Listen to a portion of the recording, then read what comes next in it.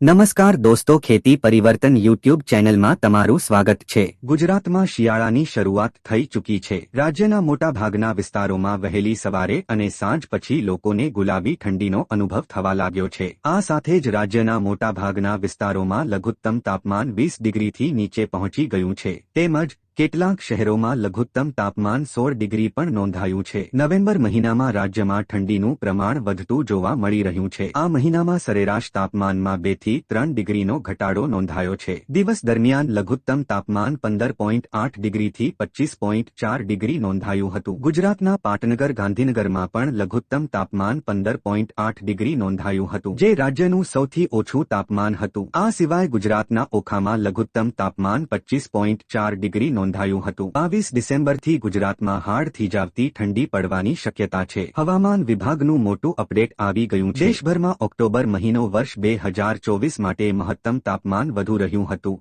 જેને કારણે ચોમાસા બાદ ફરી એક વખત ઉનાળો શરૂ થયો હોય તેવી સ્થિતિ દેશવાસીઓ સહિત ગુજરાતમાં રહેતા લોકોએ અનુભવ્યું હતું। નવેમ્બર મહિનાની શરૂઆતથી જ રાજ્યના લઘુત્તમ તાપમાનમાં સામાન્ય ઘટાડો થતા મધરાત્રિથી લઈને વહેલી સવાર સુધી સામાન્ય ઠંડીનો અનુભવ થાય છે। હાલ ગુજરાતની સ્થિતિ જોઈએ તો દિવસ દરમિયાન ગરમીનો અનુભવ થાય છે, જ્યારે રાત્રે સામાન્ય ઠંડીનો અનુભવ થઈ રહ્યો છે। જો કે અગાઉના વર્ષોમાં નવેમ્બર મહિનામાં ઠંડીનો જે માહોલ જામતો હતો તે આ વર્ષે નથી જામ્યો। જો કે ડિસેમ્બરમાં હાડ થીજવતી ઠંડી પડશે। સામાન્ય રીતે નવેમ્બર મહિનાની શરૂઆતથી જ એટલે કે દિવાળી બાદ ગુજરાતમાં ગુલાબી ઠંડીની શરૂઆત થઈ જતી હોય છે, પરંતુ આ વર્ષેને પગલે ચોમાસું લાંબુ ખેંચાયું હતું, જેને કારણે ચોમાસા બાદ સંપૂર્ણ ઓક્ટોબર મહિનામાં અત્યંત ભારે ગરમીનું વર્તાયો હતો। ત્યારબાદ નવેમ્બર મહિનાની શરૂઆતથી જ રાત્રિ દરમિયાન રાજ્યના કેટલાક વિસ્તારમાં સામાન્ય ઠંડીનો અનુભવ થઈ રહ્યો છે।